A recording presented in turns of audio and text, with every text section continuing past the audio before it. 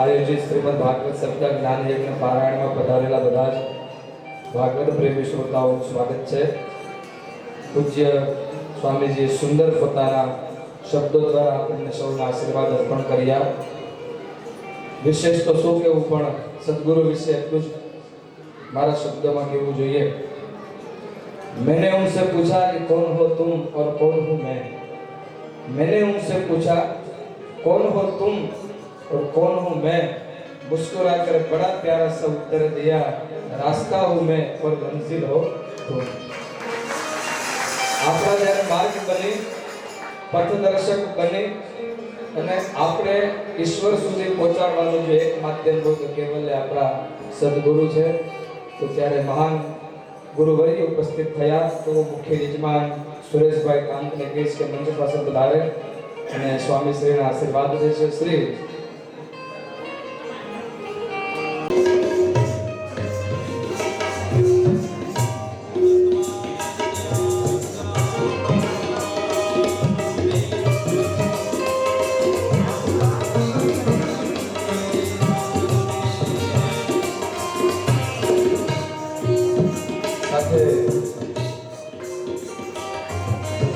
સર્વેશ્વર સ્વામીજી પણ ઉપસ્થિત થયા. એમનું પણ સન્માન કરી આશીર્વાદ લેશે સુરેશભાઈ.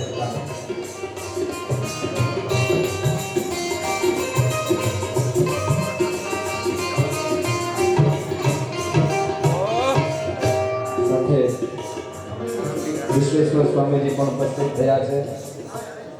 તેમનું પણ સન્માન કરી આશીર્વાદ લેશે સુરેશભાઈ.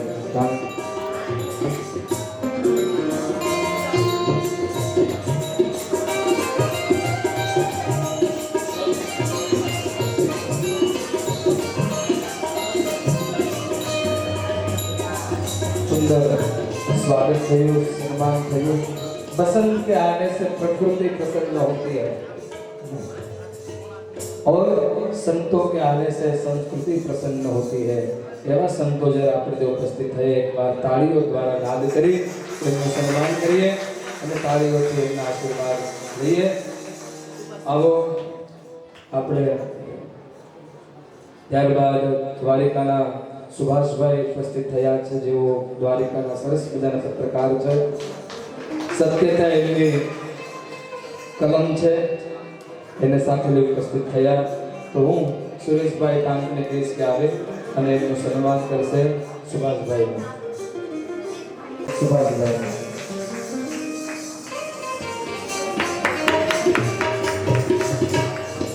આવો ત્યારની કથાને આગળ વધારીએ.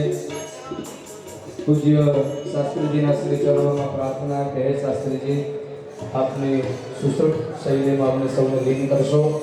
રામ જન્મ તરફ પ્રયાણ કરીએ. વહેલા વહેલા દ્વારકાનો ધીશ આપણા આંગણે બાળક થઈને ઉપસ્થિત થાય એ ભાવની સાથે શાસ્ત્રીજીના આગળની માઇક્રોફોનની ગતિ પૂજ્ય શાસ્ત્રીજીના શ્રી ચરણોમાં. છેલ્લે માગું 20, આપે 30 અને જય દ્વારકા.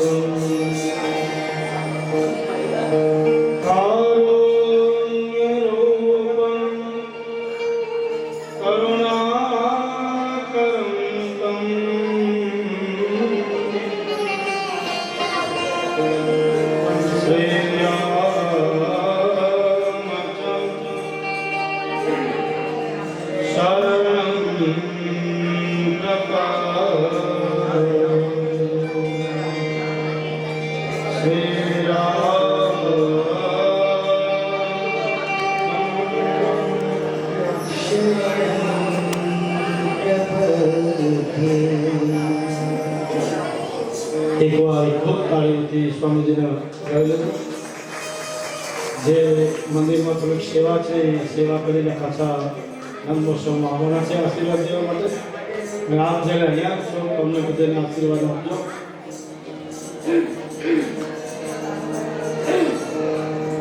એટલે આપણે ક્યાં પહોંચ્યા હતા?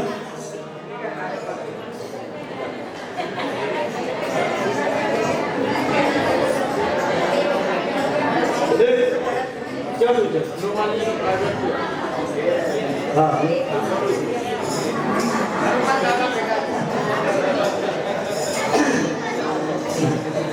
તો બાપ સાંભળી આવી અને પ્રસાદ લઈ ગઈ અને અંજની માતાએ આ પ્રસાદ ખાધો. હનુમાનજી મહારાજનું પ્રાગટ્ય થયું. અષ્ટ સિદ્ધિ નવ નિધિ કે દાતા, રામ રસાયન તુમારે પાસા, ભૂત પ્રેત પિશાચ નિકટ ન આવે. આ સ્મરણ કરી લ્યો અને આપણી બધી મનોકામના પૂરી.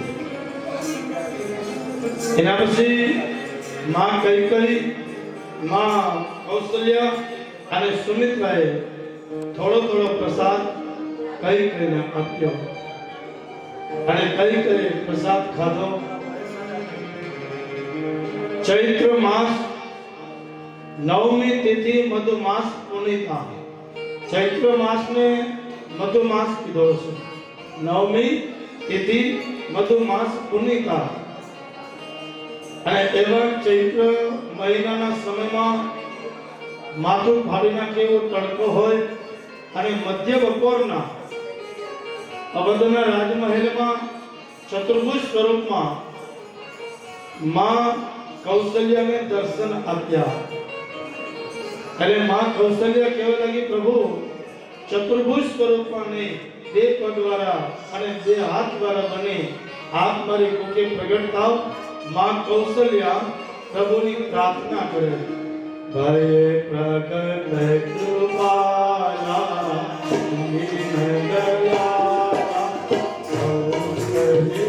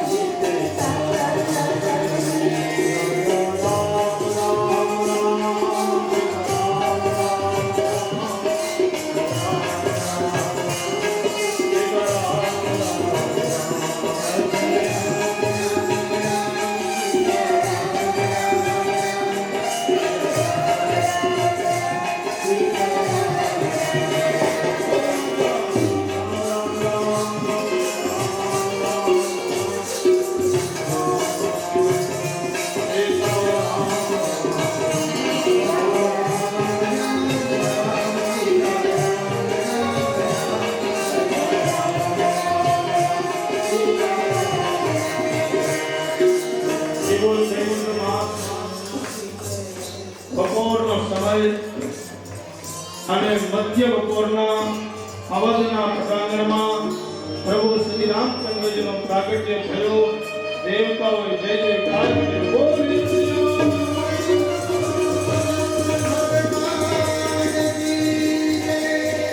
પ્રભુ શ્રી રામચંદ્રજીનો પ્રાગટ્ય થયો. દેવતાઓએ જય જયકાર કર્યો. અહીંયા સુમિત્રા, કૌશલ્યા અને કૈકેયી ભરત મહારાજનું પ્રાગટ્ય થયું, લક્ષ્મણજીનું પ્રાગટ્ય થયું, શત્રુઘ્નનું પ્રાગટ્ય થયું. દેવતાઓ જય જયકાર કર્યો. બોલીએ ભરતજી મહારાજ, બોલીએ લક્ષ્મણ ભૈયા, બોલીએ શત્રુઘ્ન ભૈયા. રામ રામ રામ.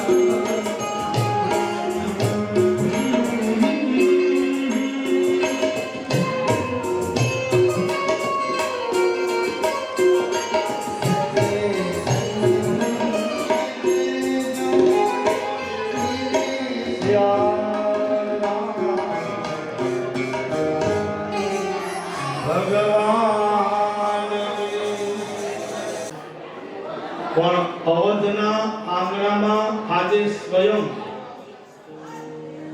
સૂર્યનારાયણ ભગવાન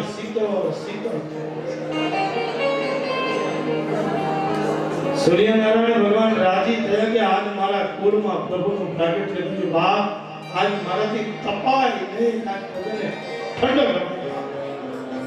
આજ બધાને ટાઢા કર્યો, ટાઢા.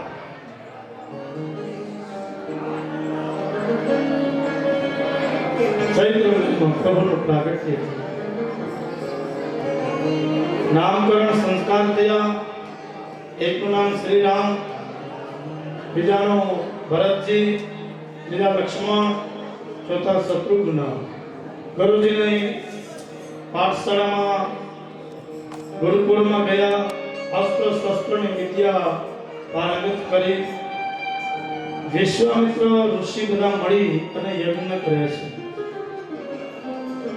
આ યજ્ઞ મારીચ અને સુબાહુ આવી અને ઋષિઓનો યજ્ઞ પૂરો થવા દેતા નથી. કાંઈ ને કાંઈ એમાં વિઘ્ન નાખતા હોય. એટલે વિશ્વામિત્ર મહારાજ દશરથની પાસે આવીને કહે કે મહારાજ, તમારા મોટા દીકરા રામ અને લક્ષ્મણને મારી સાથે મોકલો.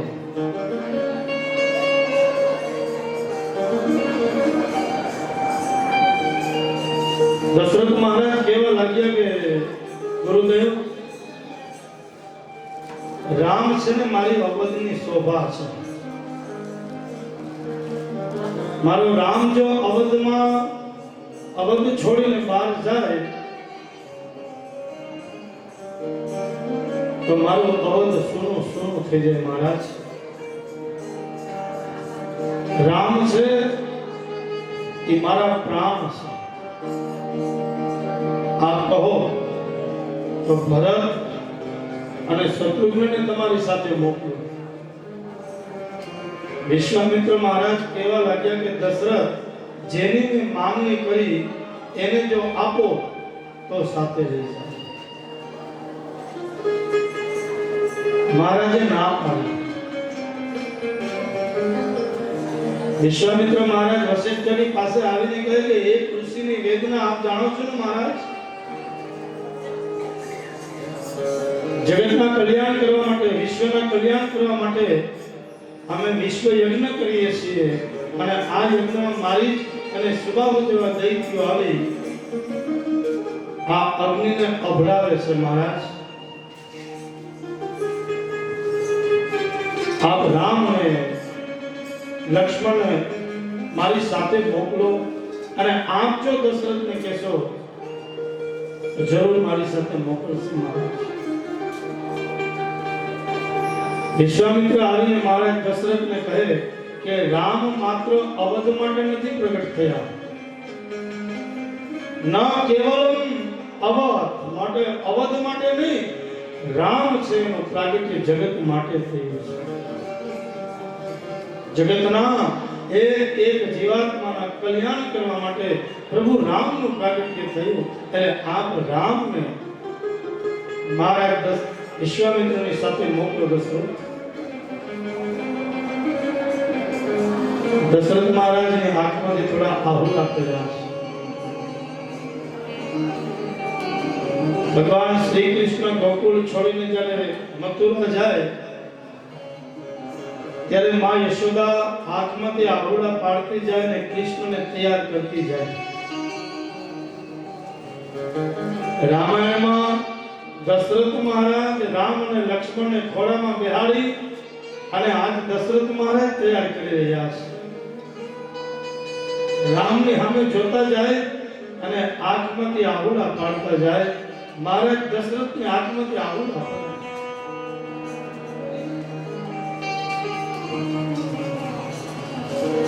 તો ઋષિઓની રક્ષા કરવા માટે, જગતના કલ્યાણ કરવા માટે વિશ્વામિત્રની સાથે રામ અને લક્ષ્મણને લઈ જાય. ત્રાટકા નામનો વન આવ્યું, એમાં ત્રાટકા રાક્ષસીનો વધ કર્યો. રામાયણમાં જો તો પહેલા ત્રાટકાને મારી અને ભાગવતમાં જો તો ભગવાને પહેલા પુતનાને મારી છે. ભગવાને કોઈ બહેનોથી સ્ત્રીઓથી કોઈ દુશ્મનાવટ નથી, પણ તાડકા ઘણા બધા રાક્ષસોને ઉત્પન્ન કરતી, એટલે પ્રભુએ તાડકાનો વધ કર્યો અને વિશ્વામિત્રના આશ્રમમાં આવ્યા. તો જેની રક્ષા રામ કરતા હોય એના યજ્ઞમાં કોઈ વિઘ્ન આવે નહીં. કહેવાય છે ને કે બિનો સત્સંગ વિવેક ન હોય અને રામ કૃપા બિનો સ્વરૂપ ન હોય. સુરેશભાઈ આવા યજ્ઞ છે ને ક્યાં ક્યાં? હા, આવા યજ્ઞ એ તો રામની કૃપા હોય ને તો થાય. બાપ દ્વારકાનો નાથ કાળિયા ઠાકરની કૃપા હોય ને તો જ આવા યજ્ઞ થઈ શકે. બાપ બાકી કોઈ એમ કહેતા કે મારી પાસે રૂપિયા છે અને હું યજ્ઞ કરી લઉં, એ આપણા હાથની વાત નથી. બાપ હરિની કૃપા બિનો સત્સંગ વિવેક ન હોય અને રામ કૃપા બિનો સુલભ ન સરે. ઘણા મને પધરામણીમાં બોલાવે ને, એટલે અમુક વૈષ્ણવના ઘરે જઈએ ને તો તરત જ નાનું 5 વર્ષનું બાળક એને કેવું ન પડે, સીધું પગમાં પડે, વંદન કરે, દંડવત કરે. અને અમુકના ઘરે જઈએ તો 35 વર્ષના ઢગાઓને કેવું પડે, પગે લાગ ગુરુજી આવ્યા, એલા ધૂળ પડી તારા જીવનમાં. 35 વર્ષનો તને કેવું પડે, પગે લાગે. એટલે કીધું કે રામ બિનો સત્સંગ વિવેક ન હોય, જેના ઘરમાં સત્સંગ ન હોય, જેના ઘરમાં સત્કીર્તન ન હોય, એના સંતાનમાં વિવેક ન હોય. વિવેક ક્યાં હોય તો રામાયણ કહે કે જ્યાં સત્સંગ છે, જ્યાં સત્કીર્તન છે, એના સંતાનમાં વિવેક.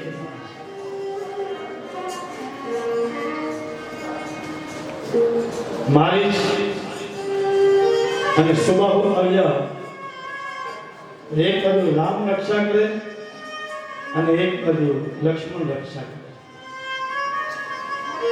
હાડકાનું પોટલું નાખવા જાય ત્યાં તો પ્રભુએ એવું બાણ છોડ્યું, 100 યુગમ દૂર જઈ મારીચ અને સુબાહુ પડ્યા.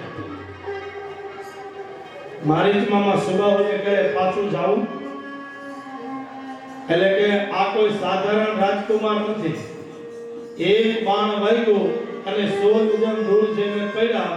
હવે જો પાછા આપણે જશું તો આ ક્યાં નાખી દે એનો કઈ ભરોસો નહીં. અને ભગવાને એક જ બાણ માર્યો, મારી અને સુબાહુની કમર તોડી નાખી, સીધું સ્લીપ ડિસ્ક. 3 મહિના ખાટલો, ઊભા થાય તો નડે ને.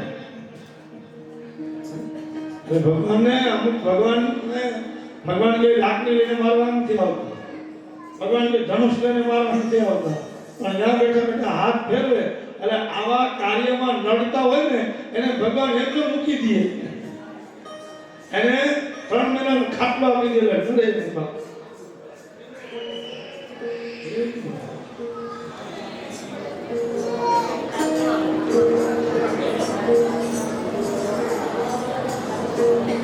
હવે ન જવાય. એટલે કહે એક બાપ ભાઈ અને એટલા યોજન દૂર છે. રામ કૃપા હોય ને એના યજ્ઞ સિદ્ધ થાય, રામ કૃપા હોય ને એના યજ્ઞ નિર્વિઘ્ને પાર પડે. યજ્ઞ પરિપૂર્ણ થયો. તો વિશ્વામિત્ર મહારાજની આશ્રમમાં પત્રિકા, કારણ કે વિશ્વામિત્ર મુનિ રાજર્ષિ હતા. વિશ્વામિત્ર મુનિને 3 પદવી હતી, બ્રહ્મર્ષિ, રાજર્ષિ અને દેવર્ષિ. દેવતાઓની સભા થાય એમાં પણ વિશ્વામિત્રની હાજરી હોય, દેવર્ષિ. રાજાઓની સભા થાય એમાં પણ વિશ્વામિત્રની હાજરી હોય, રાજર્ષિ.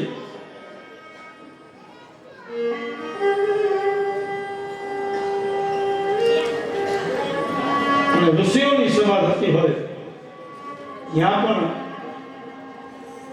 महाराज विश्वामित्र ने हाजरी हो, ब्रह्मर्षि.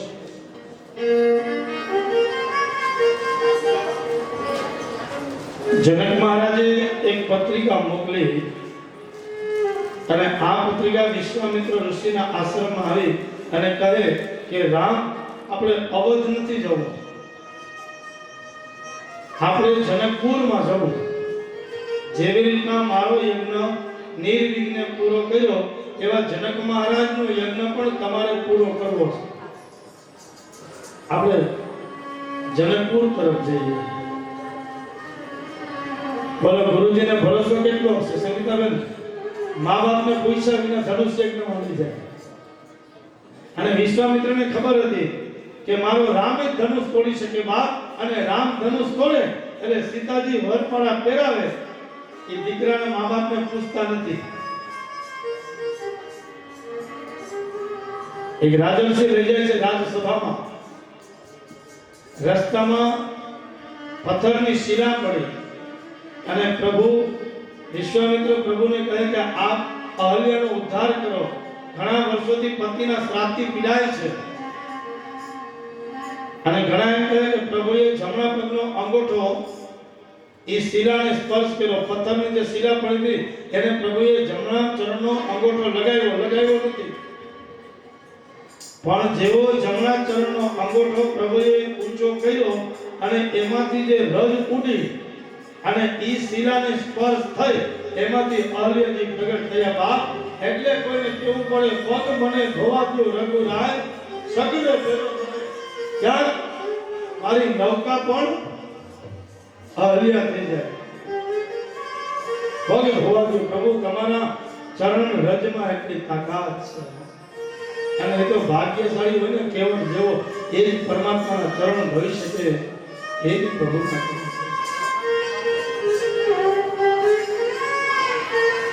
જનકપુરમાં. અને જનકપુરની અંદર સરસ મજાના ઉતારાઓ આપ્યા. તો સીતાજી પુષ્પ વાટિકામાં માં ભવાનીની પૂજા કરવા માટે જાય. અને અહીંયા રામ અને લક્ષ્મણ ગુરુજીની માટે પુષ્પ લેવા માટે જાય. પુષ્પ વાટિકામાં જનકપુર. આ બાજુથી સીતાજી આવે અને આ બાજુથી પ્રભુ શ્રી રામ અને લક્ષ્મણજી આવે. પુષ્પ વાટિકામાં માં ભવાની માતાનું મંદિર છે. અને એવી પરંપરા છે કે આપણા દીકરા કે દીકરીના લગ્ન હોય તો પહેલા કુળદેવીના આશીર્વાદ લેવા. એટલે કુળદેવી માતાના દર્શન કરવા માટે જાય. અને અહીંયા પુષ્પ વાટિકામાં જનકપુરની પુષ્પ વાટિકા પણ એવી રૂપાળી છે, એવી સુંદર છે. અને પ્રભુ ત્યાં આવી પુષ્પ છૂટવા લાગ્યા. એ પુષ્પ તોડે લેતા જાય, મૂકતા જાય. સીતાજીને જોયા એટલે પ્રભુનો હાથ આમ રહી ગયો. લક્ષ્મણજી કહેવા લાગ્યા મોટા ભાઈ શું થયું? કેમ પુષ્પ છૂટતા નથી? સીતાજીએ રામની સામે જોયું અને રામ સીતાજીની સામે જોઈ. બંનેની દ્રષ્ટિ એક થઈ. એટલે સંતો કહે કે દ્રષ્ટિ આપોને તો રામને આપજો બાપ, દ્રષ્ટિ આપોને તો કાળિયા ઠાકરને આપજો બાપ, દ્રષ્ટિ આપોને તો દ્વારકાના નાથને આપજો બાપ. આપણી દ્રષ્ટિ બગડે તો નહીં. પૂજ્ય ડોંગરેજ બાપુ એમ કહેતા કે જેની દ્રષ્ટિ બગડી એની સૃષ્ટિ બગડી, અને જેની સૃષ્ટિ બગડી એનું જીવન બગડ્યું, અને જેનું જીવન બગડ્યું એનું મૃત્યુ બગડ્યું છે બાપ. એનું મૃત્યુ. દ્રષ્ટિ પવિત્ર રાખવી, દ્રષ્ટિ પવિત્ર રાખવી.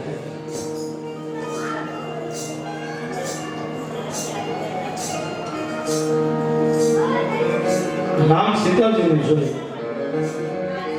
અને સીતાજી રામને જોઈ ભવાની માતાના મંદિરમાં ગયા અને એટલી પ્રાર્થના કરી, હે માં, મેં જે રાજકુમારને જોયો છે બસ એટલી પ્રાર્થના કરો એ જ રાજકુમારના હાથથી આ ધનુષ તૂટવું જોઈએ બાપ. રામાયણમાં જો તો સીતાજીએ દ્રષ્ટિ રામને આપી, અને ભાગવતજીમાં જો તો રુક્ષ્મણી પત્ર કૃષ્ણને લખ્યો છે બાપ. એકને દ્રષ્ટિ આપતા એવી અને એકને પત્ર લખતા એવી. રામાયણમાં જો તો સીતાજીએ દ્રષ્ટિ આપી અને દ્રષ્ટિ આપતાની હારે એને હૃદયમાં મૂર્તિને પધરાવી, રામની મૂર્તિને હૃદયમાં પધરાવીને કહે, માં ભવાની, જે રાજકુમારને મેં જોયા એ જ રાજકુમારના હાથથી ધનુષ તોડવું જોઈએ માં, એટલે આશીર્વાદ આપજો. અને સીતાજી પૂજા કરી મહેલમાં ગયા. આ બધું ગુરુજીની પાસે રામ અને લક્ષ્મણ આવ્યા, પુષ્પ આપ્યા, સભા ભરાણી. રામ, લક્ષ્મણ અને વિશ્વામિત્ર આવ્યા. દેશ અને વિદેશથી આમંત્રણ આપેલા રાજા અને રાજકુમારો આવ્યા. ધનુષ યજ્ઞની તૈયારી કરી. મહારાજ દશરથ કહેવા લાગ્યા, દેશ અને વિદેશથી આવેલા રાજા અને રાજકુમારો, જેનાથી આ ધનુષ તૂટશે એને સીતાજી વરમાળા પહેરાવશે. રાજા અને રાજકુમારો કહેવા લાગ્યા, અરે જનક, આવા ધનુષથી તો અમે રમતા હોઈએ, અને આવા ધનુષ આને તોડવું એ શું મોટી વાત છે. જનક મહારાજ કહેવા લાગ્યા, જે તોડશે એને સીતાજી વરમાળા પહેરાવશે. માટે જાઓ, આપ ધનુષ તોડો. ઘણા રાજા અને રાજકુમારો આવે. ધનુષ તોડવાની વાત તો ત્યાં રહી, પણ ત્યાંથી ધનુષ હલતું નથી. तोड़ने की बात तो वहां रही, लेकिन जिस स्थान पर धनुष है वहां से हिल भी नहीं सकते.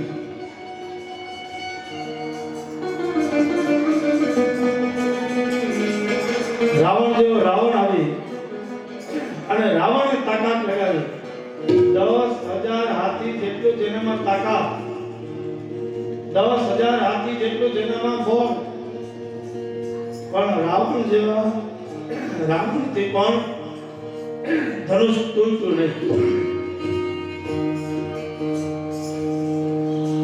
પછી જનક મહારાજની આંખ લાલ થઈ. આ પૃથ્વી પર કોઈ શક્તિશાળી ક્ષત્રિય નથી, આ પૃથ્વી પર કોઈ શક્તિશાળી રાજકુમારો નથી, એક ધનુષ નથી તોડી શકતા. અને એટલું જે લક્ષ્મણે હેંડલો એટલે ઊભા થઈને કહે, એક ધનુષ મોટી વાત છે. એટલે નામ કહે, લક્ષ્મણ બેસી જાઓ. મોટા ભાઈ કુંવારા હોય ત્યાં સુધી નાના ભાઈ ઉતાવળ કરવી બેસી. મને ખબર છે કે ધનુષ તોડવું મોટી વાત નથી, પણ આપણે ગુરુજીની સાથે આવ્યા છીએ. જ્યાં સુધી ગુરુજી આજ્ઞા ન આપે ત્યાં સુધી આપણાથી ધનુષ તોડાય નહીં. અને વિવેકતા બતાવે, અને મર્યાદા બતાવે. એટલે પ્રભુ શ્રી રામનું એક નામ છે મર્યાદાની મૂર્તિ.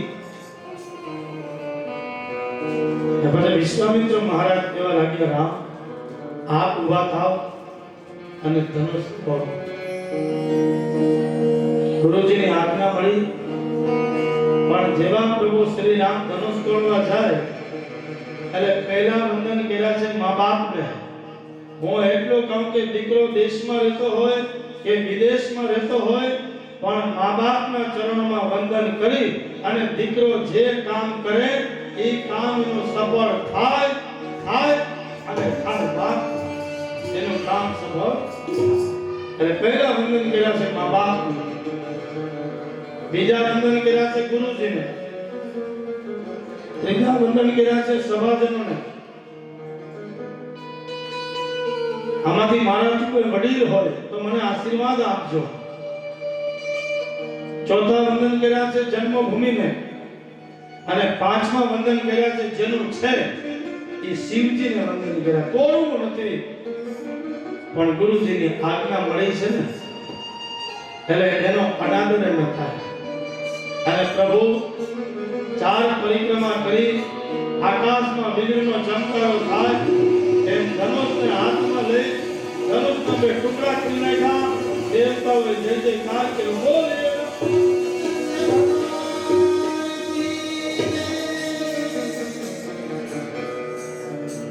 ધનુષના બે ટુકડા થઈ ગયા.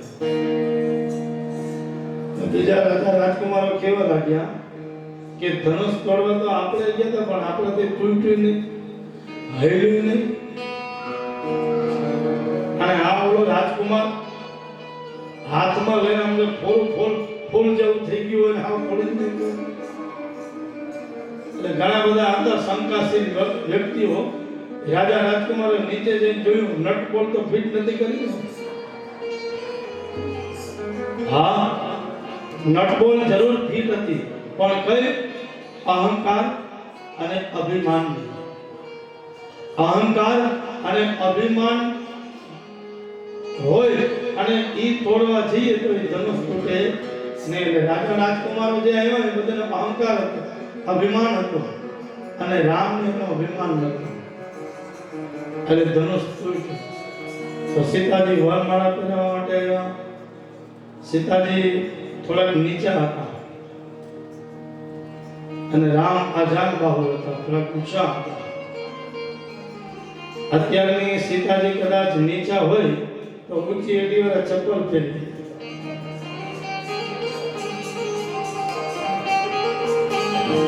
અને ઘણી જગ્યાએ તો આપણે જોઈએ છીએ કે જાન જ્યારે પરણવા આવે ત્યારે વરરાજાને ઊંચો કરે. હું દીકરીઓને એટલો કહું કે વરરાજાને ગમે એટલો ઊંચો કરે પણ દીકરીઓ એની મર્યાદામાં રહેવું. એને કદાચ કન્યા પક્ષવાળા કોઈ ઊંચી કરે તો એને કહેવું કે ભાઈ મને ઊંચી કરતા નહીં, કારણ કે દાન લેવા માટે આવ્યો છે અને જે દાન લેવા માટે આવે એને અકળાઈ ન હોવી જોઈએ, એનામાં નમ્રતા હોવી જોઈએ. और अकड़ापन है वो तो मुर्दों की निशानी है. अकड़ापन वो तो मुर्दों की निशानी है. अकड़ापन वो अरे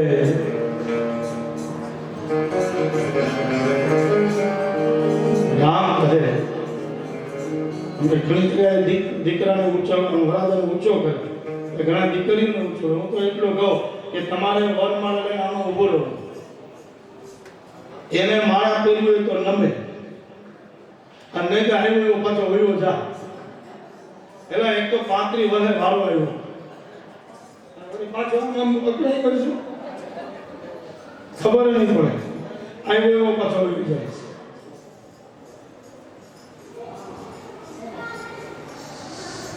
આ દીકરીનું નમ્રતા મર્યાદા છે. આમ બોલે નથી. ઘણી જગ્યાએ આપણે જઈ મુંબઈમાં આ બાજુ આ પ્રથા નથી. આપણે મુંબઈમાં એ બધા વરાજાને ઊંચો કરે, એટલે એ ઊંચો ગરદણી ન કરે પણ બીજા એ હોય ને ભેગા એ ઊંચો કરે. એટલે રેવા દે ને, આનું બગડીએ.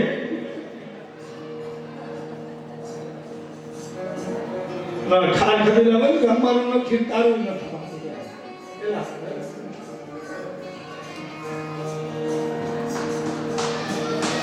આ તો રામ અને સીતાની મૂર્તિ છે બાપ. એટલે લક્ષ્મણ પગે લાગે, રામ વાંકા વળ્યા આશીર્વાદ દેવા માટે. સીતાજી વરમાળા પહેરાવી અને અહીંયા પહેલા વરરાજા આવી ગયા અને પાછળથી જામ આવ્યા. જનક મહારાજે પત્રિકા લખી અને આ પત્રિકા અવધમાં આવી અને કહે છે કે જાજેરી જાન જોડી અને જનકપુરમાં આવજો બાપ. અને આખો અવધ રાજી થયો.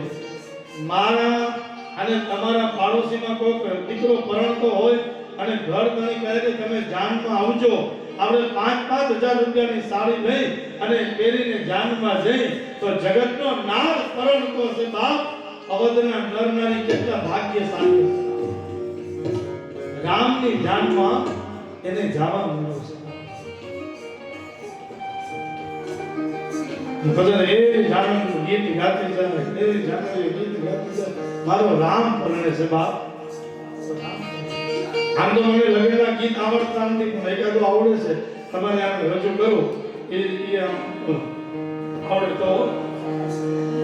મોર તારી સોનાની ચાંચ,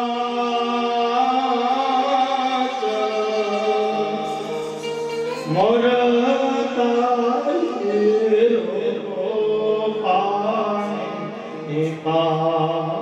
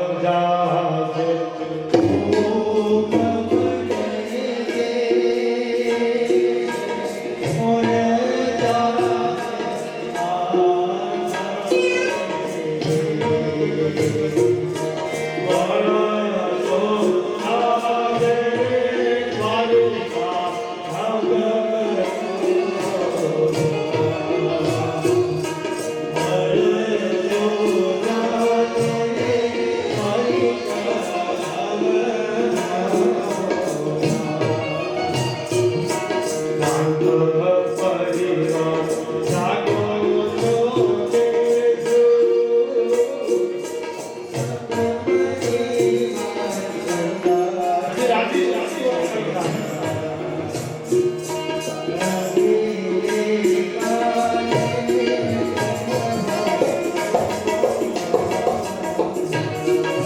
મોર તારી સોનાની ચાંચ અને મોર તારે રૂપાની ચાંચ. સંતો એમ કહે છે કે 3 જગ્યાએ ખોટું બોલવામાં પાપ નથી. 3 જગ્યાએ ગમે એટલું ખોટું બોલો એમાં પાપ નથી. પહેલું ખોટું, આપણા પ્રાણ સંકટમાં હોય અને પ્રાણ બચાવવા માટે કદાચ ખોટું બોલવું પડે એમાં પાપ નથી. બીજું, ધર્મને બચાવવા માટે કોઈ અબળાની લાજ લૂંટાતી હોય અને આપણા ખોટા બોલવાથી ધર્મ બચી જતો હોય, અબળાની લાજ લૂંટાતી બચી જતી હોય તો ખોટું બોલવામાં પાપ નથી. અને ત્રીજું, લગ્નના ગીતમાં ગમે એટલું ખોટું બોલો એમાં પાપ નથી. મોર તારે સોનાની ચાંચ, મોર તારે રૂપાની પાંખ. જો સોનાની ચાંચ હોય અને રૂપાની પાંખ હોય તો એને ઈ હાચો બોલલો ન કહેવાય, ખોટો કહેવાય. શોકેસમાં શોભા દે, એ શોકેસ નથી. પણ અહીંયા ગમે એટલું ખોટું બોલો, ક્યાંથી આગળ જાય? નાણા વટી રે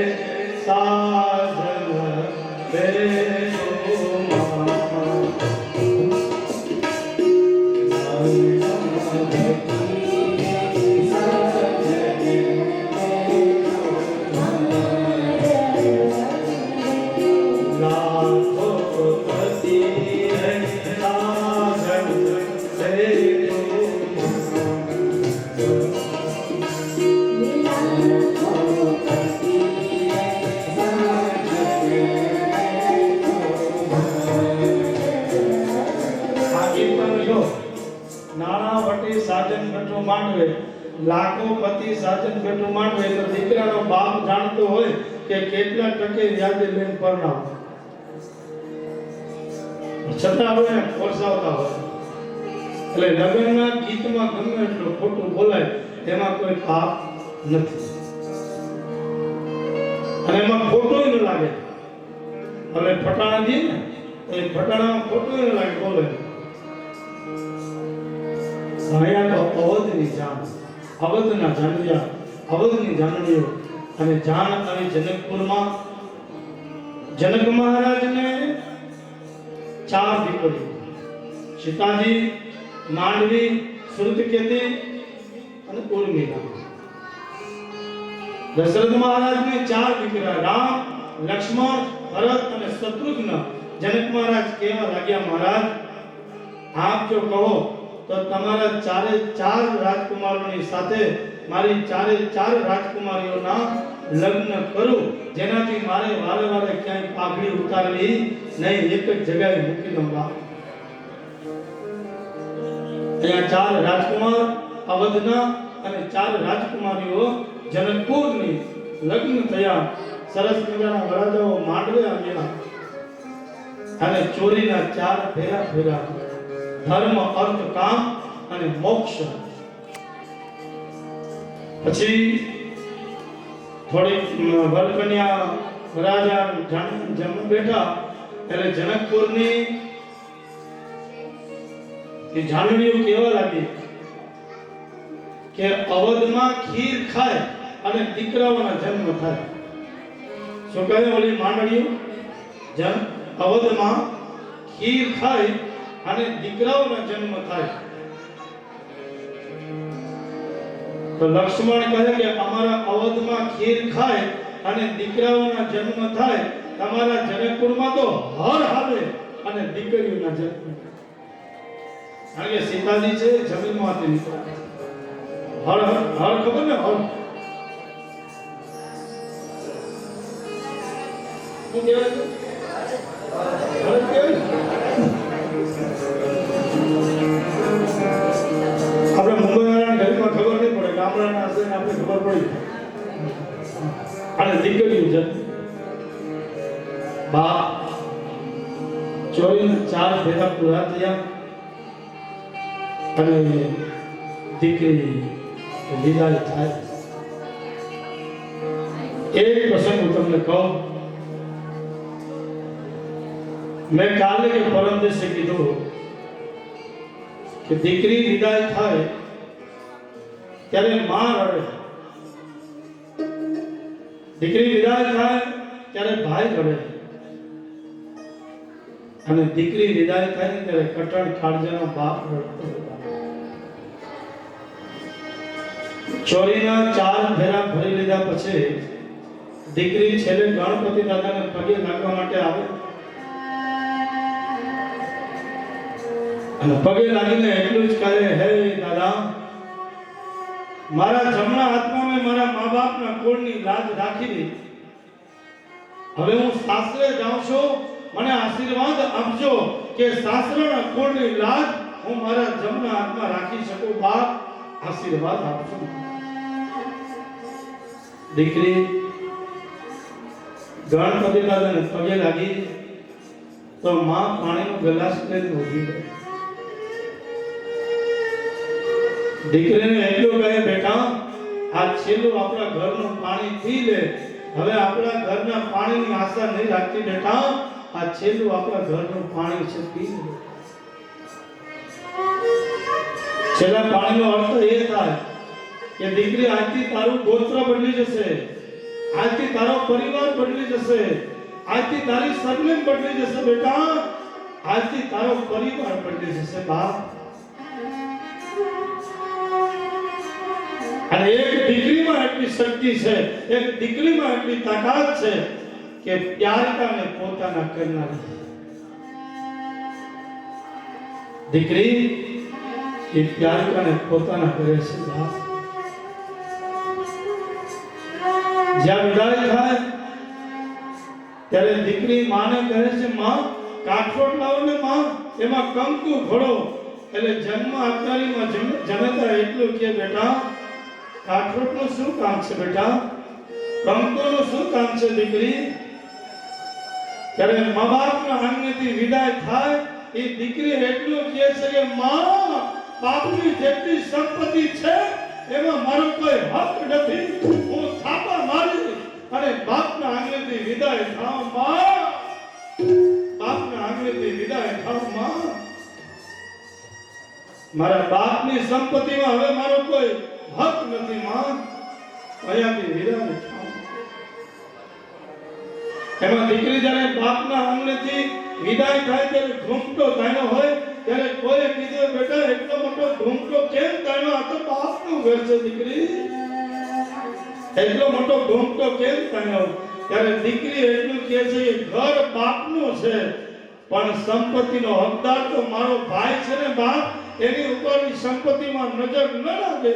એટલે ઘૂમટો તાણી અને બાપના આંગણેથી વિદાય થાવ. બાપ, બાપના આંગણેથી વિદાય થાવ. માની આંખમાંથી આહોડા પડે, દીકરીની આંખમાંથી આહોડા પડે.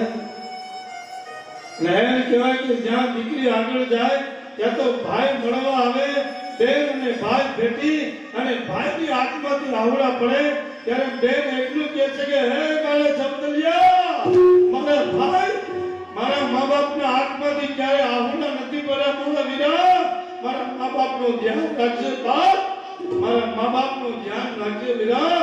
એની આંખમાંથી આહોડું ન પડવું જોઈએ બાપ, એની આંખમાંથી આહોડું ન પડવું જોઈએ મારા બાળક, મારા જવતલિયા, ધ્યાન રાખજે બાપ. એનાથી આગળ જાય એટલે દીકરી આંખમાંથી આહોડા પાડતી કે, માં, મારો બાપ ક્યાં છે બાપ?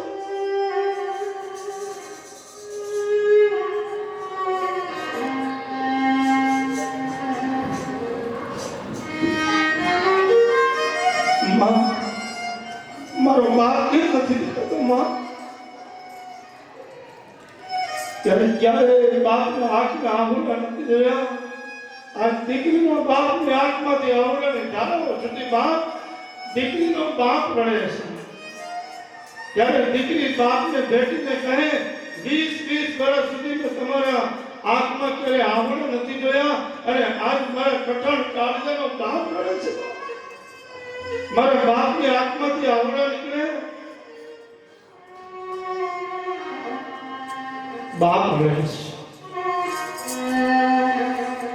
હાથમાંથી આવડાની ધારાપુર થઈ દીકરી રૂમાલ લઈ અને બાપના હાથના આવડા લૂછવા જાય ત્યારે બાપ એટલું કહે, બેટા 20 વર્ષ સુધી હાથના આવડા પેટમાં ભર્યા, હાથ મને કાઢી દેવા દે બાપ, કાઢી દેવા દે બાપ, કાઢી દેવા દે, મારું હૃદય ખાલી કરવા દે બેટા, મારું હૃદય ખાલી કરવા દે દીકરી, હૃદય મારું ખાલી કરી દેવા દે બાપ. હાથમાં ક્યારે આવડા નતા છે અને એટલું જ નહીં પણ દીકરીની વિદાય થાય ત્યારે જે ગાડીમાં બેસે એ ગાડીનું પૈડું સીંચવામાં આવે. હવે છે ને આપણા બુદ્ધિમાં છે ને પરંપરા રીત રિવાજ, જે વરઘોડીઓ ગાડીમાં બેસી જાય પછી પૈડું સીંચે છે ગાડી અને એની નીચે નારિયેળ મૂકે અને ગાડીનું પૈડું નારિયેળ ઉપરથી પડી વળે એટલે નારિયેળના ટુકડા થઈ જાય અને નારિયેળના ટુકડા થઈ જાય એ જન્મ અપનાવીમાં જનતા ભેગા કરી અને દીકરીના ખોળામાં આપે. હવે કઈ જો દીકરી ન લઈ જતી હોય બાપના ઘરેથી તો નારિયેળના ટુકડાને લઈને શું કરશે દીકરી? માં દીકરીના ખોળામાં એ નારિયેળના ટુકડા આપતી હોય બાપ. ત્યારે કોઈએ કીધું કે નારિયેળના ટુકડા શું કામ દીકરી લઈ જાય છે બાપ, શું જરૂર છે? ત્યારે દીકરી એટલું બોલી, માં આ નારિયેળના ટુકડા નથી, આ તો મારા બાપના કાળજાના ટુકડા છે. લાવો બાપ, મારી હાથે લઈ જાઓ બાપ, મારા બાપના કાળજાના ટુકડા છે, ઓ એની મારી હારે લઈ જાઓ બાપ, મારી હારે લઈ જાઓ, આ તો મારા બાપના કાળજાના ટુકડા છે બાપ. અને એ દીકરીની વિદાય થાય ત્યારે કોઈ કવિ દાગ જેવા બેઠા હશે અને તેને એની કલમમાં લખવું પડે, બાપ કાળજા કેરો કરતો મારો અરગાટની છૂટીયો, કાળજા કેરો કરતો મારો કાળજી છૂટી ગયો, મમતાનો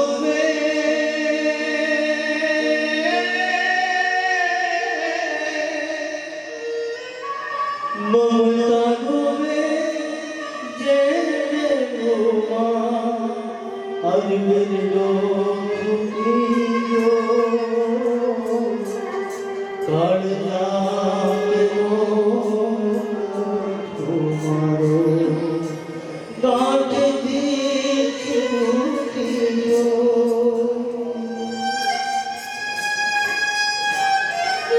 લૂંટારો મારો નાદ ખજાનો, દાદ હું જોતો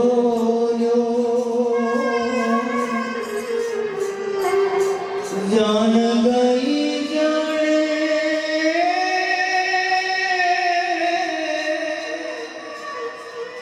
આજ જાન ગઈ જાણે મારી જાનને, સુનો માડવલો કાળજા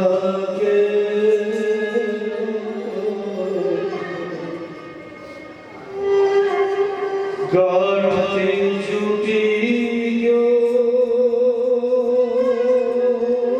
કાળજા કે હે મારી લાડલીને મારી દીકરીને ઘરે ઘરમાં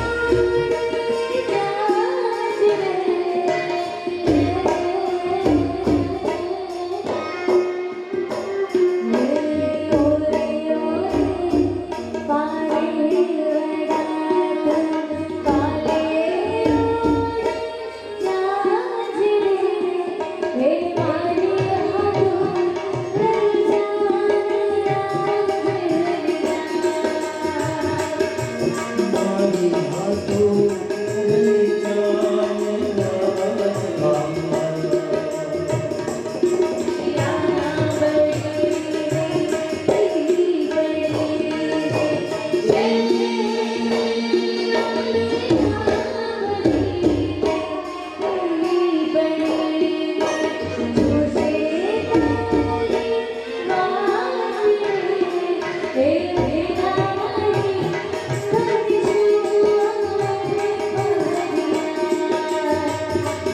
વિદાય થાય ત્યારે એ આત્મા આહુડા હોય. એ તો જેમ આપણે દીકરીને વિદાય કરી હોય વાત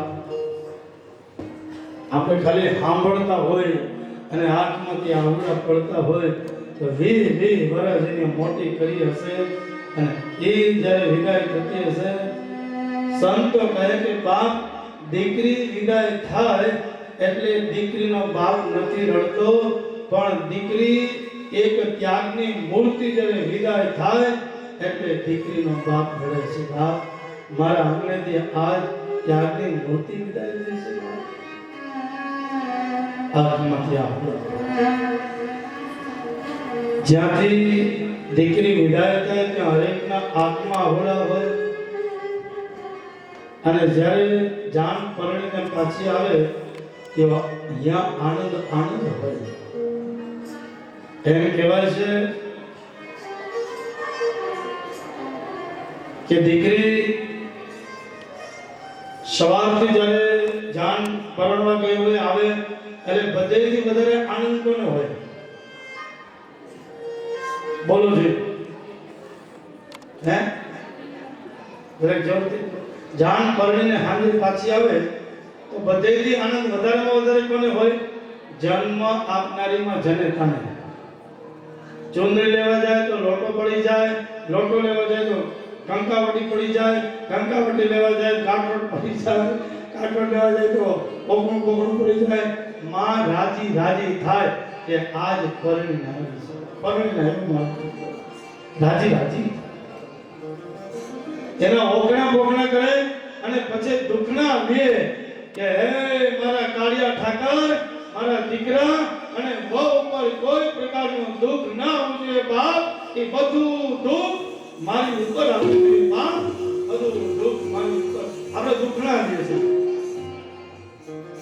એ પરંપરા દુઃખ હણા બીજાનું દુઃખ હણવું એ દુઃખ. અને પછી આપણે કોડી કરી રમે એમાં જે જીતે એનું ઘરમાં રાજ ચાલે એમ મોટા કહેતા હોય. બાકી તો કોનું રાજ ચાલતું હોય આપણે બધાને ખબર જ છે. એમાં ઓલો કોડી કરી રમે એમ કે જે જીતી જાય એનું ઘરમાં રાજ ચાલે. રામ સીતાજી રહીમાં હતા અને દ્વારકામાં કૃષ્ણ રૂક્ષ્મણી રહીમાં હતા.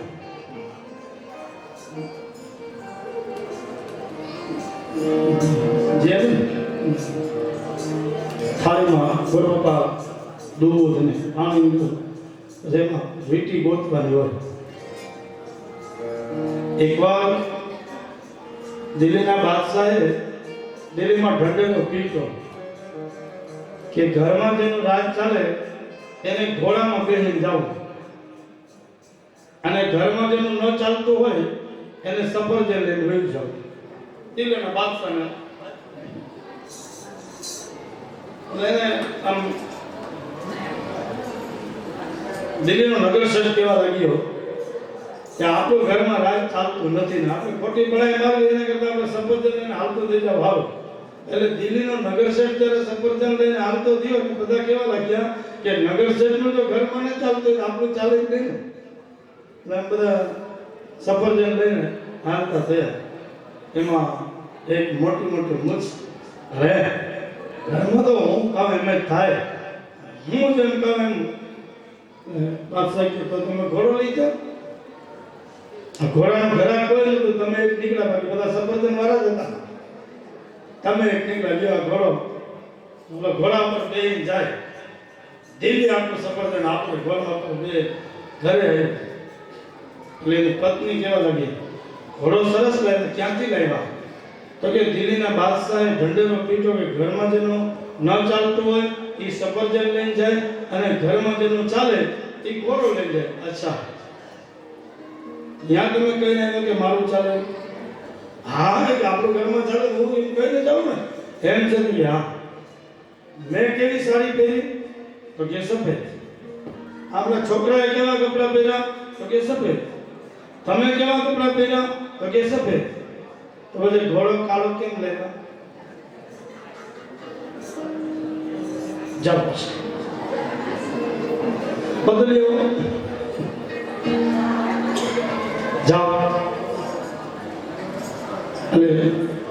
રહ્યો પાછો બાદશાહ પાસે કે આ કાળો ઘોડો મૂકી જાઓ અને સફેદ ઘોડો લઈ જાઓ. બાદશાહ કે કોઈ વાંધો નહીં, કાળો ઘોડો મૂકી દે, સફેદ ઘોડો લઈ જા. પણ કોના કહેવાથી એવો બોલ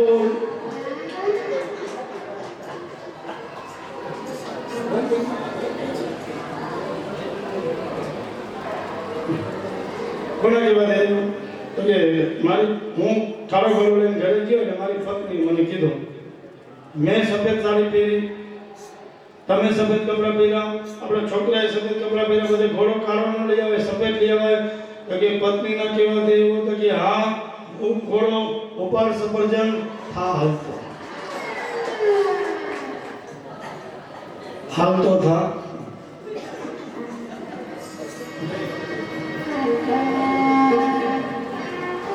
બા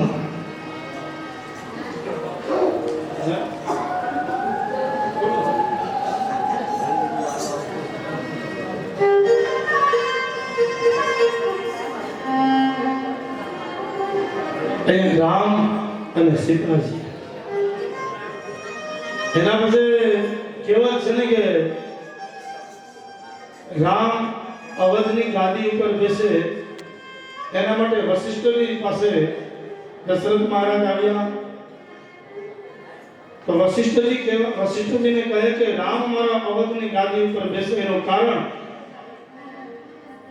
કે દશરથ મહારાજને એક વાળ સફેદ જોયો અને એક વાળ સફેદ જોયો અને મહારાજ દશરથ કહેવા લાગ્યા હવે અવધના રાજના અધિકારી હું નથી, હવે આ રાજ રામને આપી દેવું જોઈએ.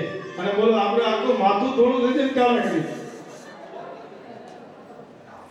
એક જગ્યાએ 50 વર્ષનો બાપ એના વાળ સફેદ થઈ ગયા, આખું માથું થોડું દૂધ જેવું થઈ ગયું, એને કલર લગાવીને કાળા કર્યા. એને 45 વર્ષની માં એનું માથું કાળું ધોળું થઈ ગયું, એની સરસ મજાનો કાળો પીછો મારી અને કાળા વાળ કર્યા.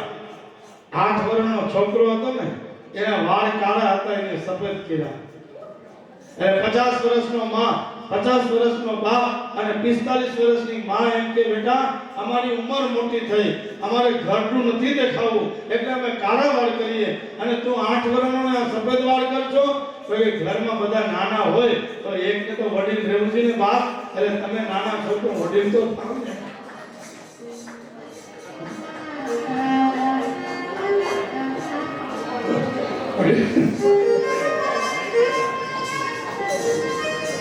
એક વાર સફેદ જોયો અને અવધનું રાજ રામ આપી બધેને કહ્યું પણ મંત્રણ નથી.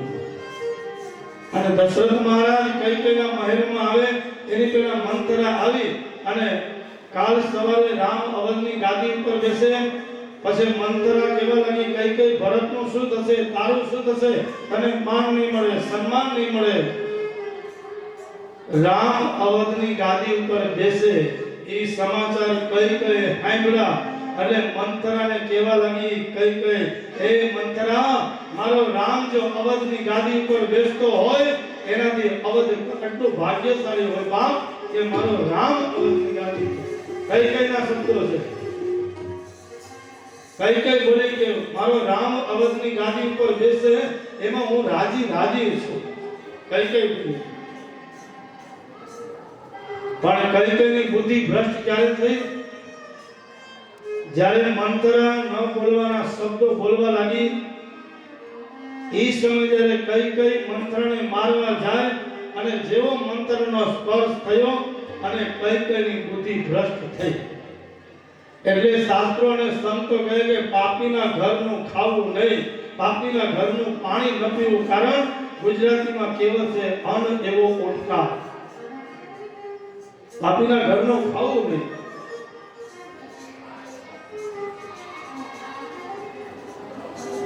આ કહેવત છે ગુજરાતીમાં અન્ન એવો ઓટકાર. મંત્રની બુદ્ધિ ભ્રષ્ટ કઈ બુદ્ધિ ભ્રષ્ટ થઈ, કારણ કે મંતરાય પાપી અને એનો સ્પર્શ કઈ થયો એટલે કઈ બુદ્ધિ ભ્રષ્ટ થઈ. એટલે ગંગા સતી કહે કે એવાની હારે ચાલો, ભજનમાં ભરપૂર હોય, ભક્તિમાં ભરપૂર હોય એની હારે ચાલવું બાપ, કે જેની સાથે તમે ચાલો ને છાપા ન ઉડવા જોઈએ. થોડા દૂધ જેવા કપડા હોય એમાં કોઈ દાગ ન લાગવો જોઈએ બાપ, જેની હારે હાલો ને એમાં કોઈ છાપા ન લાગે, દાગ ન લાગે. એવા પાપીના હાથનું ભોજન થઈ જાય, બુદ્ધિ ભ્રષ્ટ થઈ જાય.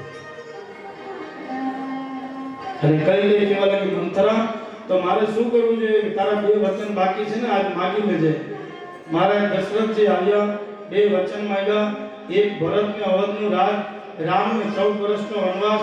રામ વિયોગમાં મહારાજ દશરથજીનું મૃત્યુ થયું અને આ બાજુ ભરતજી આવી અગ્નિ સંસ્કાર કર્યા. રામ લક્ષ્મણ વન તરફ પ્રયાણ કરે, સીતાજી વન તરફ પ્રયાણ કરી રહ્યા છે. પંચવટીમાં આવ્યા, ત્યાંથી લંકામાં આવ્યા, હનુમાનજીની સાથે ભેટો થયો, સુગ્રીવની સાથે મિત્રતા થઈ અને રાવણનો વધ થયો. દેવતાઓએ જય જયકાર કર્યો, બોલીએ. આમ તો રામાયણ 9 દિવસની છે, પણ ભાગવતમાં 2 જ અધ્યાયમાં આપી છે. રામાયણ 9 દિવસની, ભાગવતમાં 2 જ અધ્યાયમાં આપેલી છે રામાયણ. તો એનો આપણે વિસ્તારથી વર્ણન કરી, રામાયણની કથાને વિરામ કરી અને હવે આપણે જઈએ દસમ સ્કંદમાં. દસમ સ્કંદમાં પ્રવેશ કરવાની પહેલા થોડું સત્કીર્તન, કારણ કે સ્વયં રાજા પરીક્ષિતને સુખદેવજી પૂછે, રાજા તને ભૂખ નથી લાગી? તને તરસ નથી લાગી? આજે 4 દિવસ થયા, નથી તે ભોજન કર્યું કે નથી તે પાણી પીધું. ત્યારે મહારાજ પરીક્ષિત કહે કે મને કૃષ્ણ કથામાં તરબોળ કરો. હવે તો મારો ઈષ્ટ દેવ, મારો શ્રી કૃષ્ણ પ્રગટ થવાનો છે બાપ. હવે મને ભૂખ અને તરસ નથી લાગવાની. મારો કૃષ્ણ પ્રગટ થાય, મારો રામ, મારો સ્વયં નંદનંદન યશોદા નંદન પ્રગટ થાય બાપ. ગુરુજી એવી કથા સંભળાવો, એમાં મને તરબોળ કરો. એટલે ફૂલ અને અયાતીની કથા સંભળાવી. એ વંશમાં રાજા દેવક થયા અને દેવક રાજાની દીકરી દેવકીજીનું લગ્ન થયા વસુદેવજીની સાથે. કંસ વસુદેવ અને દેવકીજીને વિદાય આપી રહ્યો. આકાશવાણી થઈ, કંસ તો જે દેવકી અને વસુદેવજીને વિદાય આપશો એનો 8મું બાળક તને મારનાર તારો કાળ હશે. ત્યારે કંસ કટાર લે અને માં દેવકીજીનો ચોટલો પકડી અને જ્યાં દેવકીજીને મારવા જાય ત્યાં તો વસુદેવજી હાથ મૂક્યો. કંસ તને દેવકીથી ભય નથી, પણ દેવકીના 8મા બાળકથી તને ભય છે. તો વચન રાખ, વિશ્વાસ રાખ મારો બેટો. હું તને વચન આપું છું કે મારે ત્યાં જે બાળકનો જન્મ થશે એ હું તને આપી દઈશ. ભરોસો રાખ, વિશ્વાસ રાખ. તો કંસે વસુદેવ અને દેવકીજીને મથુરાના કારાગૃહમાં કેદ કર્યા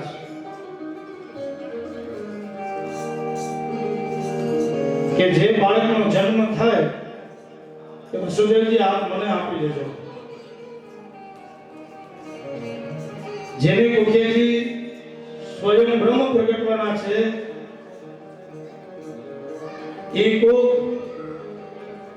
એ મા બાપ આજે મથુરાના કારાગૃહમાં છે. દેવકી અને વસુદેવજીના પુષ્પ વાટિકામાં પહેલું પુષ્પ ખીલ્યું, પહેલા બાળકનો જન્મ થયો. વસુદેવજી કહેવા લાગ્યા, દેવકી લાવો બાળકને મારા હાથમાં. મેં કંસને વચન આપ્યું છે. એટલે વસુદેવજી બાળકને લઈ અને કંસના મહેલમાં આવ્યા. કંસને કહે, કંસ, આ પહેલું બાળક હું તને આપું છું. ચાહે તો આને ખીલવા દે અને ચાહે તો આને છોડી દે.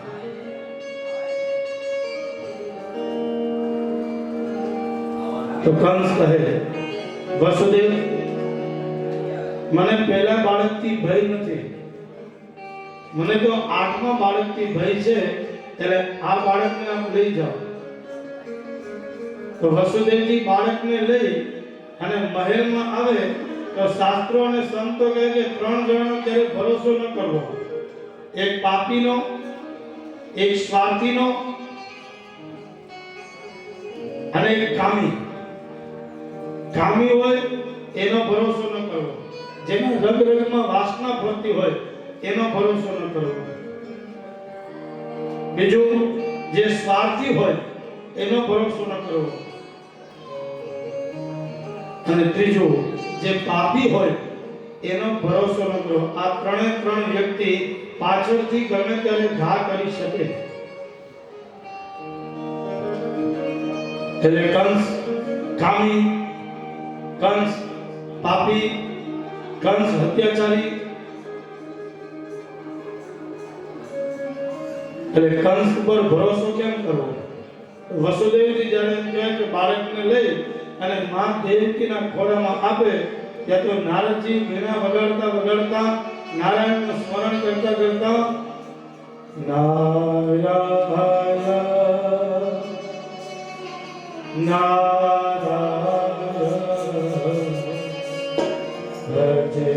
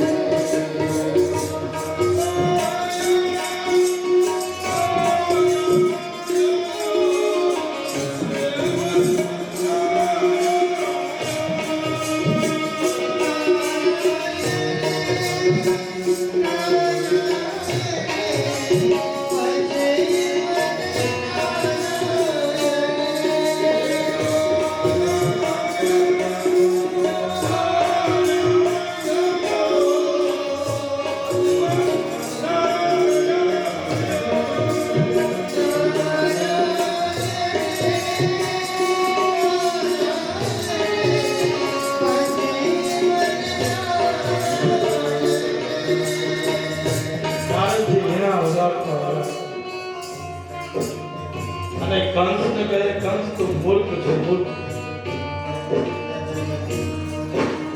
કંસ કહે, શું કહું મહારાજ? તો કે તું મૂર્ખ છો, મૂર્ખ. તો કે કેમ? મારા હાથમાં કમળનું ફૂલ છે અને 8 પાકડી છે. આમાંથી પહેલી પાકડી કઈ છે મને બતાવો. અહીંયાથી ગણ 1 2 3 4 5 6 7 8. અહીંયાથી ગણ 1 2 3 4 5 6 7 8. વચમાંથી ગણ. એટલે નારદજીને કહે મને આવી ગૂઢ ભાષામાં સમજણ પડે ને ચોખ્ખી બોલો. એટલે કહે કંસ દેવકી અને વસુદેવજીનું પહેલું બાળક પણ 8મું હોઈ શકે. તો કંસ કહે મારે શું કરવું જોઈએ? તો કે ઈ તું જા અને તારા કર્મ જાણ. ઈ હું એમ ન કહું કે એને મારી નાખે એટલે તારી આરે પાપીનો ભાગીદાર હું બનું. નારદજી ત્યારે નીકળી ગયા. કંસ આવી માં દેવકીજીના ખોળામાં રમતું બાળક કંસે હાથમાં લઈ અને ફેરવી એટલા જોરથી મથુરાની કારાગૃહમાં દીવાલમાં પટકે જન્મ આપનારીમાં જનેતાની આંખની સામે લોહીના ફુવારા છૂટ્યા છે. બાપ લોહીના ફુવારા. અહીંયા લોહીના ફુવારા છૂટ્યા. માં દેવકીની આંખમાંથી આહુડાની ધારાઓ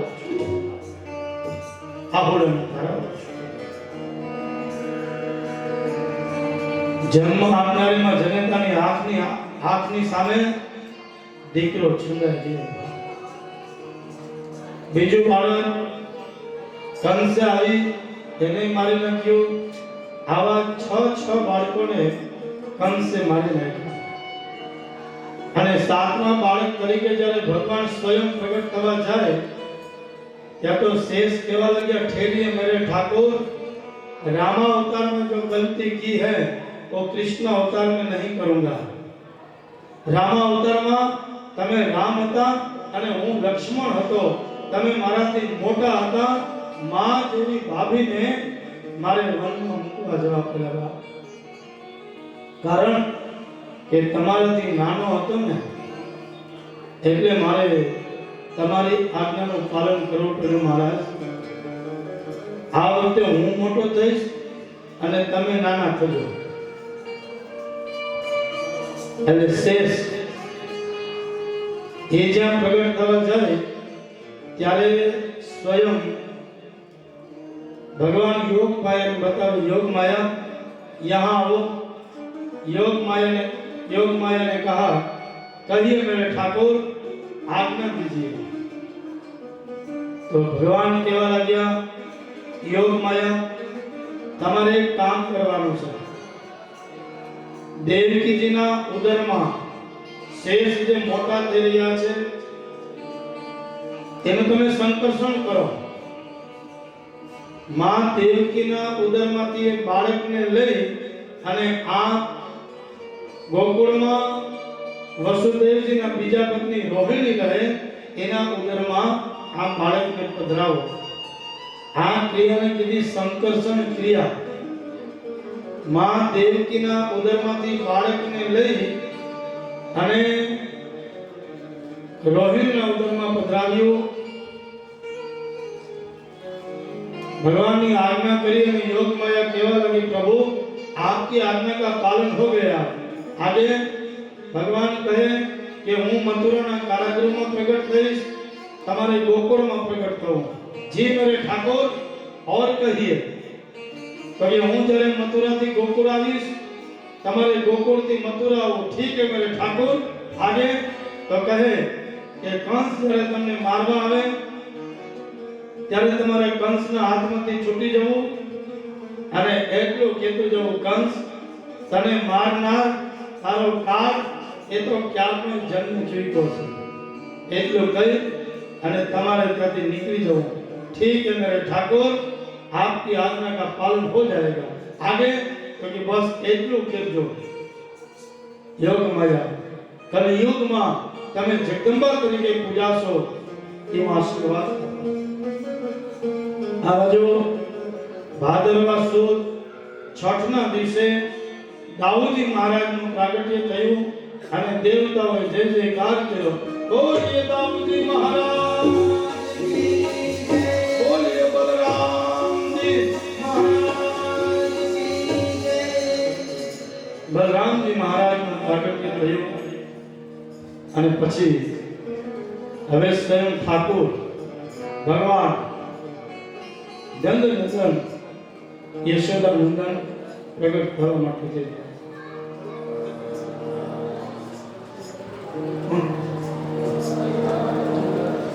એટલે સ્વયં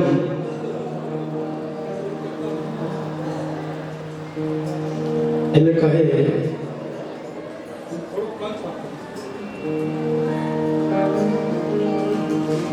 બાપ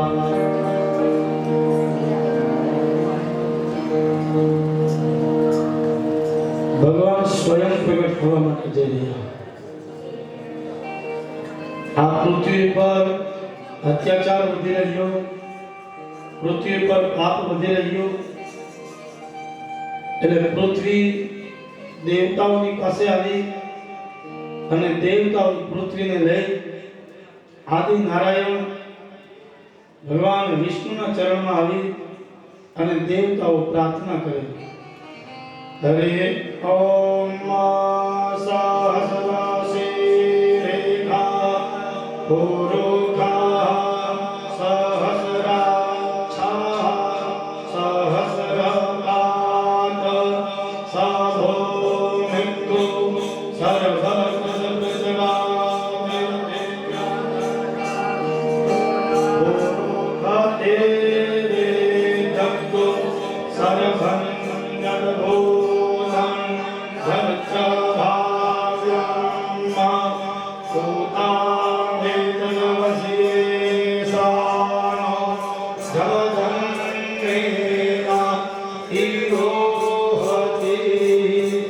મૃત્યુ પ્રાર્થના કરી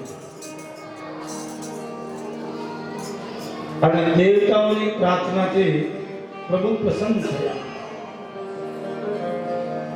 તો ભગવાન કહેવા લાગ્યા કે તમારી પ્રાર્થનાથી હું પ્રસન્ન થયો, પણ એટલું યાદ રાખજો કે હું ગોકુળમાં આવ્યા પછી જે લીલા કરું એ લીલા ઉપર તમારે ક્યારે શંકા કરવી નહીં, તો હું પ્રગટ થાઉં. ગોકુળમાં જે લીલા કરું એ લીલામાં તમારે ક્યાંય શંકા કરવી નહીં. અને દેવતાઓ બંધાણા, પ્રભુ વ્રજ વૃંદાવન ગોકુળમાં આપ જે કંઈ લીલા કરશો એ લીલામાં અમે કોઈ શંકા નહીં કરીએ. આપ જે લીલા કરશો ને એ બધી લીલા સત્ય હશે. એટલે ભગવાન દેવતાઓને બાંધે છે. સત્ય વ્રતમ સત્ય પરમ ત્રિસત્યમ સત્યસ્ય હોરિ નિહિતમ ચ સત્ય સત્યસ્ય સત્યમૃતમ સત્યનેત્રમ સત્યાત્મકમ શરણમ.